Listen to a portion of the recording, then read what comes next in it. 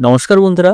পশ্চিমবঙ্গের পার্শ্ব শিক্ষক এবং বিভিন্ন দপ্তরের চুক্তিভিত্তিক কর্মীদের জন্য একটি গুরুত্বপূর্ণ খবর সামনে এসছে। দীর্ঘদিন ধরে চলে থাকা বেতন কাঠামো এবং চাকরির স্থায়ীকরণ সংক্রান্ত দাবিগুলো নিয়ে নতুন কিছু মোড় দেখা যাচ্ছে বলে আপডেট এসছে।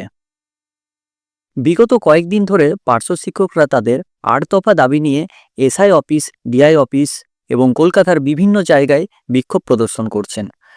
তাদের প্রধান দাবিগুলোর মধ্যে রয়েছে চাকরির মেয়াদ ৬৫ বছর পর্যন্ত নিশ্চিত করা, পূর্ণকালীন শিক্ষকদের মতো নির্দিষ্ট বেতন কাঠামো তৈরি, চাকরিরত অবস্থায় মৃত্যু হলে পরিবারের অন্তত একজন সদস্যকে চাকরির সুযোগ, পিএফ সহ অন্যান্য সরকারি সুযোগ সুবিধা প্রদান।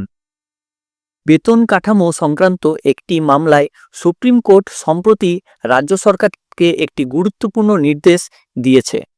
বিচারপতি বিক্রমনাথ এবং বিচারপতি সন্দীপ মেহতার বেঞ্চ জানিয়েছেন, আগামী ৬ সপ্তাহের মধ্যে পার্শ্ব শিক্ষকদের প্রতিনিধিদের স্কুল শিক্ষা দপ্তরের সচিবের সাথে দেখা করে তাদের অভাব অভিযোগ জানাতে হবে।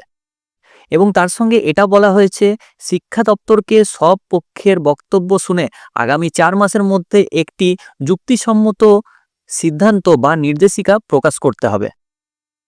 মকর সংক্রান্তির পরেই রাজ্যের বাজেট অধিবেশন শুরু হতে চলেছে।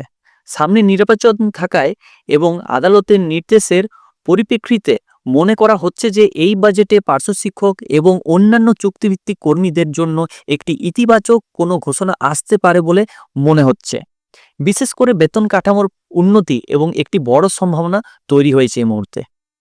যদিও সবকটি দাবি এখনই এই মুহূর্তে পূর্ণ করা খুবই কঠিন, তবে বিশেষ সূত্র অনুযায়ী সরকার কর্মীদের ক্ষোভ প্রমোশনে বড় কোনো পদক্ষেপ নিতে পারে।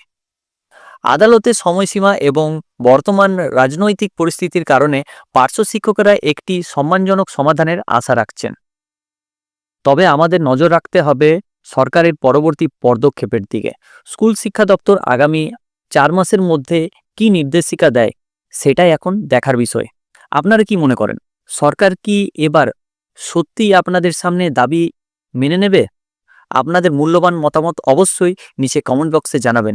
আর ভিডিওটি ভালো লাগলে একটি লাইক করে আপনার সহকর্মীদের সাথে শেয়ার করে দিন, যাতে সবাই মিলে এই আপডেটটি জানতে পারে। শিক্ষা সংক্রান্ত আরও নির্ভুল তথ্য সবার আগে পেতে মিস্টার সেলফ স্টাডি চ্যানেলটিকে এখনই সাবস্ক্রাইব করে বেল আইকনটিকে প্রেস করে রাখুন। দেখা হবে পরের ভিডিওতে। ততক্ষণ পর্যন্ত ভালো থাকুন, সুস্থ থাকুন এবং মানুষের পাশে থাকুন। ধন্যবাদ। আশা করছি এই ভিডিওটা আমাদের ভালো লেগেছে। যদি ভালো লেগে থাকে অবশ্যই চ্যানেলটিকে লাইক, কমেন্ট এবং সাবস্ক্রাইব করবেন এবং পাশে যে বেল আইকন রয়েছে সেটাকে ক্লিক করবেন নিয়মিত সবার প্রথম সঠিক আপডেট পাওয়ার জন্য। সো থ্যাংক ইউ, ধন্যবাদ এই ভিডিওটা শেষ অবধি দেখার জন্য।